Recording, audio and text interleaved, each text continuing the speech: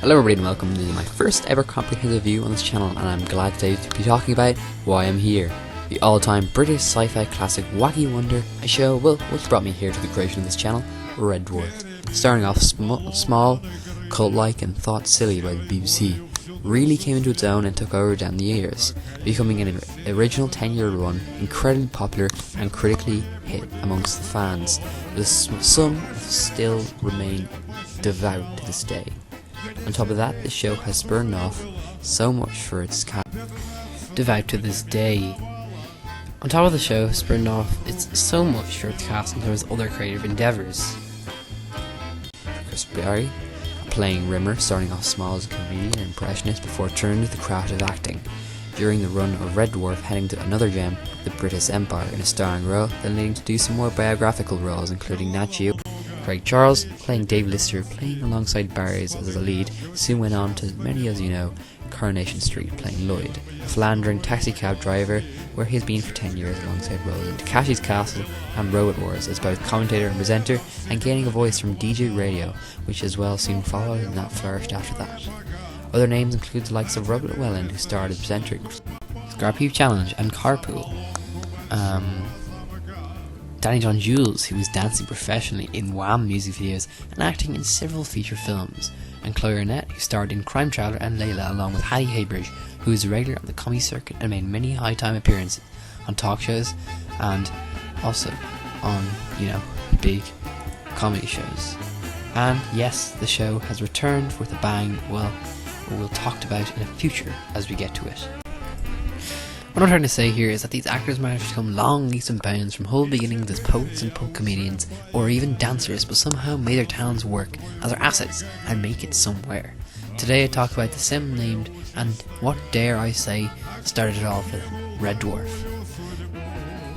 Today I will be reviewing Series 1 or Season 1 for the Yanks, and here's a little background to preface. Based on the radio show of the slightly dull-sounding Dave Holland's Space Cadet, a series of 5 sketches that aired in the BBC Radio 4 series Son of Cliché, produced by Rob Grant and Don Naylor in the year of 1984. These sketches recounted Dave Holland's, voiced by Nick Wilton, a hypeless space traveller that is marooned in space far from Earth. His only steady companion being the computer Hab, voiced by Chris Barry, and you're seeing the connections already. Now that is where it gets good. The radio shows are produced basically a mini TV type show, podcast in form. The show features several references to what will be Holly and Rimmer, who funnily enough we see Holly's radio counterpart being voiced by Barry. This went on to see the set seeds for the great oak tree in the writers' minds that was what was to come for them in good time though. The concept originally taken from Dave Holland's, taken from many genres and movies. Doug Naylor and Rob Grant, who started out as writers on Spitting Image, amalgamated such themes from Hitchhiker's Guide to the Galaxy, and ultimately contained the tasty blend of British-style comedy and satire, becoming a sitcom. Set for production with the first episode fully written in 1983, the pesky BBC hawked their unusual and original script around, but it was ejected by everyone at the BBC. It was believed a science fiction sitcom would not be popular. This won't be the last of the BBC hate either. Next, after several more years of subsequent attempts and rewrites, the BBC finally agreed to the script in 1986 as a result of a spare budget of the stage and a further electrician strike after casting was set forth. Alfred Molina was originally cast as Lister, but turned down the role and was recast and filled by Chris Barry, professional voice actor and impressionist who had previously worked with both the writers on Spitting Image and with the producers on Happy Fanny's and Jasper Card Productions. Craig Charles, a Liverpoolian punk poet, was given the role of Dave Lister. He was approached by the production team for his opinion about the cat character, as they were concerned it may be considered by people as racist. Charles described Cat as pretty cool, and after reading the script he decided he wanted to audition for the part of Dave Lister. Laconic stand-up comedian Norman Lovett, who had originally tried out for the role of Rimmer, was kept in the show as Holly, the scene-on computer of the titular ship. A professional dancer and singer, Danny John Jules, arriving half an hour late for his appointment, stood out as the Cat immediately. It was partly due to his cool exterior, dedicated research, and a showing up in the character wearing his father's 1950s style zoot suit. So the stage is set with a tight-knit and relatively small cast begin following other slight hitches due to the guest what BBC. The stage is set along with Ed By, a director and producer of many episodes, an amazing creative and resourceful set of people behind the scenes on the production team who helped in so many ways and made great use of the small budget they were given by BBC at the time. Ultimately, what spurned from these initial heartfelt years of writing was what to come, beginning in such an exciting manner with Series 1, beginning here, with a lot riding on it, with success as a prospect for the beginning of a new hit, but failure also looming as well, waiting to end the years of waiting to nothing.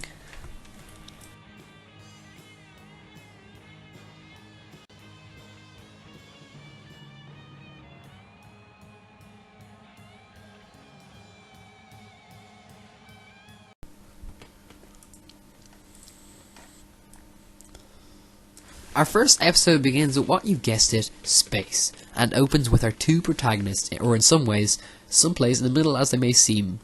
One being a lazy idiot and the other, well, a stuck-up git. This could have looked quite hopeless, but hold on for a second, as what we begin to learn about over the course of the show is that people change and grow, and that certain and apparent from what appears to be just typical losers and nobodies turn out to be heroes and even players in their own right as we go on. Lister and Rimmer begin, well, fighting. Both being members of the JMC, a Jupiter Mining Corporation mining ship set about in space about 100 years from now, where humanity has sent over projects to distant planets and civilizations that has set up and colonized other planets for our own game, due to our lack of natural resources on Earth itself.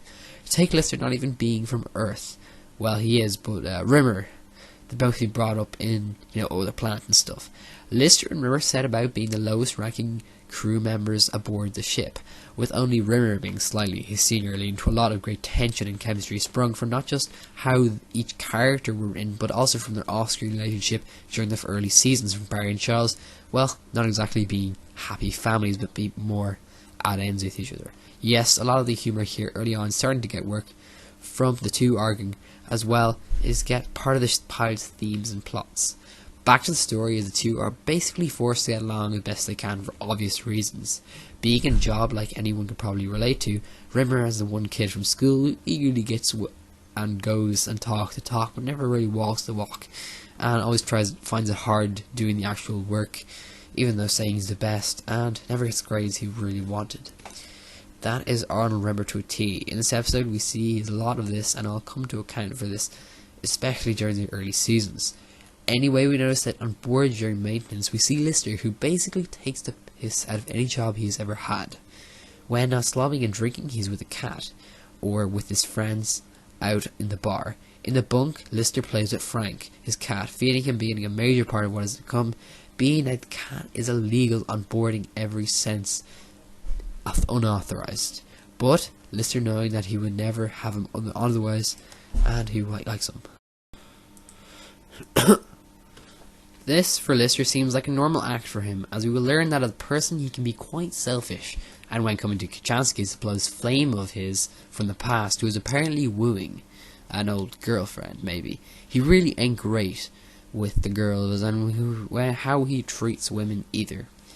In their bunk, meanwhile, Dave Lister explains his plan to Rimmer, giving obvious disdain and distaste from Rimmer. He basically feels that what Lister has just said is more outlandish and strange than lizard people controlling the earth, which is quite ironic considering what we see come out of Rimmer's gob in future seasons.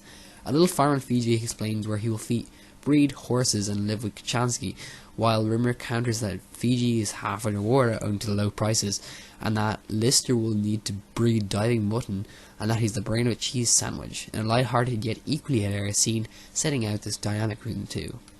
Soon afterwards we're introduced to Lister's group of even stupider friends at the funeral of George McIntyre, where he's being resurrected as a hologram, basically meaning that the ship will reproduce him exactly as he was, but he's still just a hologram, which can't see or touch anything. The idea, although nonchalant to the crew and Captain Hollister, seems in today's standards to be incredibly weird and alien, blurring the lines between robots and human, and making you think about it, even though seeing normal here even makes you think of how holograms are viewed in society. Always not really being only programmed feeling makes you think, and if this really did happen, how the heck does this change the whole human dynamic? In today's society, where technology is becoming more blurred with human interaction, things are becoming more advanced, back in the 80s this might have seemed such a, fun concept to work with. Here it just seems too real to even believe. Personally, I feel that this could change so many things and how humans view death and so forth, and a question I will come to view as it is viewed in the series. Anyways, with more desperation from Rimmer leading up to exams, and begin to understand that he will fail, and so going into such lengths to not fail has covered him in cheating notes all over his body and fake confidence. But Lister, knowing having experienced and witnessed Rimmer do this before, let us know that it's just another routine in the life of a fail of Rimmer. Yep, he is not gonna pass. As Lister's cat loves grows, he arrives in the drive room where Hollister tells Lister just how stupid he is bringing aboard an unquarantined animal, and how he's jeopardizing the future of the mission. E.g., the cat has some tropical disease we are unaware of. We hear that Lister was stupid enough to take a photo of himself with the cat, proceeds to send it to the lab to be processed so that the captain, well, he can view that and give unprecedented evidence in favour of the cat. Hollister issues an ultimatum to the now distraught Lister, who knows what's up. Hollister says that if he doesn't hand over the cat, Lister will have to go into stasis for 18 months and forfeit all of those wages. Lister unwillingly agrees to feel that somehow how this plan and the cat will live on afterwards, and how he is sacrificing his life for a humble little cat, and basically giving up on that mission. Priorities, man. With Lister seeing Rimmer stretched off, Lister is led to the stasis unit and is walked down the steps. This decision will serve a lot, and oh boy is to come. So, with the daft decision made, Lister enters stasis, a period of non-existence where he continues to move, and Lister's quantum mass will be 0, but Lister in the pod, who's going to be still the whole 18 months. It will be a short distance jiffy for him, but everyone else, it will be the normal 18 months. The trip will be over him, and he will get out with his probably poor, dead cat, and on Earth, single and broke. So he gets out, and it seems that as Lister awakens, begins to patrol the room, seeing what appears to be a pile of salts all over the place. It's actually remnants of officers and dead crew aboard the ship, and you've guessed it, they're all dead. As we hear the immortal words from Holly, including Rimmer, Lister, who puts into stasis for longer than expected due to a sort of snowball effect of him not being present to help fix a drive plate, where she was meant to help with Rimmer, and the entire group seems being subjected to a lethal dose of cadmium-2 radiation. 3 million years have passed to the shock of Lister, with the clarification of Holly, and how he forgot to bring back his library book, and to the shock of being without Kachansky, Holly retorts that if he were alive, the age difference would be insurmountable, to no real comfort. Now we realise that Lister has never told Kachansky about his plan or any of his daft, ideas, and we get more retorts from the deranged Holly, while feeling a little pathos for Lister. And we know that Holly has been in his home for 3 million years, continuing to steer the ship away from Earth. So I guess not to expose them to the radiation, but still doesn't really explain just to switch himself off and stay stationary for a safe distance from the Earth. I mean, the radiation is hardly going to go through that vacuum. But anyway, as Lister now realizes that as Holly has still been driving, they're literally 3 million years from Earth. Light years, I'm guessing, in distance, and that's how long it will take them to get back. And then, Rimmer of all people arrives top of the surprise in the scene, and well, nobody's surprised except for Lister as a hologram. The reason behind it is that Rimmer being the person Lister has said the most words to, and he was brought back as the person to keep Lister sane as a hologram. Lister asks Rimmer what is it like being a hologram, and Rimmer goes on to explain that, well, Lister is the bad guy, the murderer, and here, which is honestly true in the grand scale of things, Lister and Rimmer have a battle of wits, and well, as I'm going to explain, Rimmer isn't real. Lister goes on to fake console, and say on how death is great to Rimmer, but with the help, Rimmer saying that Lister will be his touch, his feel, and frankly means stuff that ain't appropriate to talk about it on this review, so we're just gonna skim past that. Rimmer, who looks up to be the new authority in the town, setting out what will be the benchmark of Smeg to match by Lister, who does have a good job of having a few goes at him. But still, we do have the ultimate Smeg head of town, being Rimmer. And finally, we're introduced to the cat, played by Danny John Jules, who in his sway, style, sophistication, and presence, incredibly stupid though, arrives on the scene, literally a characterization of over-exaggeration of the quality of the, most extreme qualities of both Lister and Rimmer. Lister and Rimmer are shocked to see him, and the main characters set out with different responses and reactions by the crew. He's evolved from Lister's cat, who bred in the ship's hold, and has evolved over the years to be quite human-like with cat qualities, basically a man just in a stylish suit who likes to drink a lot of milk. Also, he believed in a twisted Lister religion, which we'll come to learn in the future, and basically everything that Lister has grown him up as. As we see, the characters are set here. Lister still somehow being a wanton passion to get back to Earth, and he hopes to well befriend Cat as part of that, as well as some sort of consolation prize for coming second in the competition, if you catch my drift. Rimmer, on the other hand, wants him dead, but goes off the idea of coming home and sort of wants that idea, and shared sort of by Holly, well, again, daft and never really probably going to happen, but Holly goes along with it for this episode at least.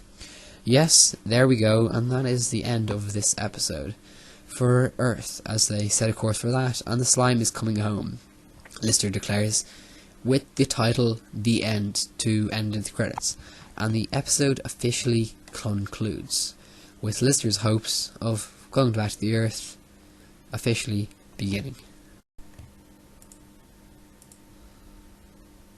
This episode evidently giving us an introspective look at the main characters, mainly being Lister and Rimmer, who in my honest opinion were portrayed so brilliantly and to the point, funny, relatable, and all of the two best written characters, especially Rimmer, played by Chris Barry.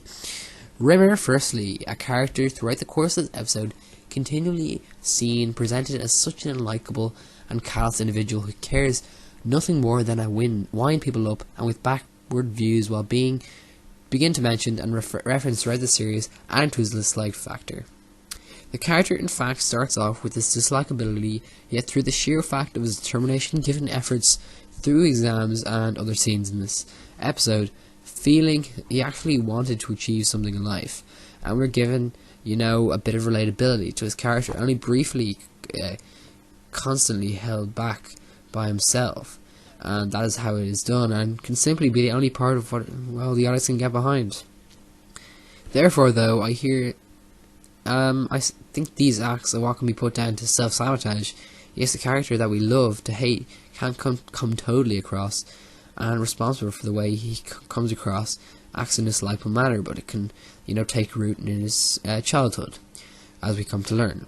Personally, Chris Barry, I felt, did a wonderful job at to bring so much comedy to the role of Rimmer, giving and performing the best one-liners and making us laugh through his pain to a scene 2 minutes later where we nearly feel bad for him, and I was sorry for how he judged him that 2 minutes ago. A character who's played so strongly that will come to be probably my favourite character, and to the plain fact that, well, he's a show stealer.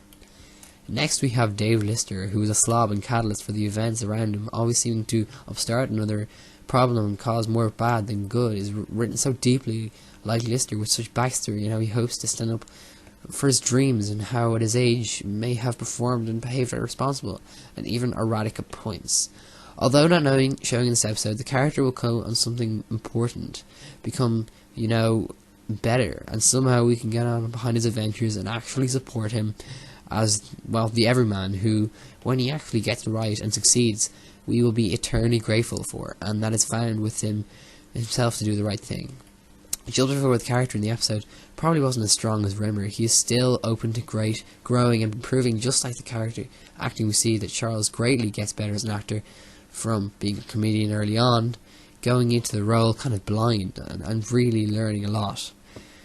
The only thing I feel that we make such an arc through the series, and indeed the show, and I see that if you didn't really find it interesting here, it's only one of those things where We have lots of jokes and clever lines to come in the future, so this episode kind of was just a building block for further things to come on.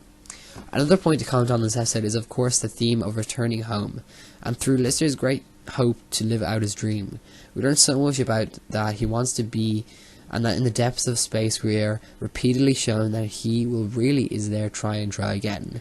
Lister's senses acts as a humanity and linked to our own search for improvement in life. The sci-fi element of the show did just portray somewhat dated look at the future, but elements of truth are still there. For instance, holograms are such a great concept and used here. It is just clear how unique an idea can really create some interesting situation between the humans and the hologram. I feel that is so much an element of the show and the concept and the creative integrity behind the show, following Naylor and Grant, is used with these sci-fi elements and blends so seamlessly into the realism of the human surroundings and the characters themselves, along with the sets and how they were built. My personal favourite bits from this episode always happen to include our two main protagonists from the show.